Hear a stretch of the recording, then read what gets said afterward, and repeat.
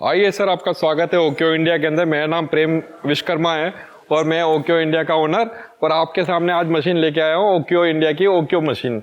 जो इसके अंदर हम लोग 1 टन 1.5 टन 2 टन में मशीन बना रहे हैं और हम मैन्युफैक्चरर हैं। आप कोई भी मशीन इसको आपको चाहिए तो सर इसके लिए डीलरशिप के लिए आप संपर्क कर सकते हैं और रिटेलर भी अपनी मशीन को अपना ले सकता है। रेट्स हम अभी डिक्लेयर नहीं करेंगे। इसके रेट्स की जानकारी के लिए आपको संपर्क करना पड़ेगा हमारा दिए हुए नंबर पे।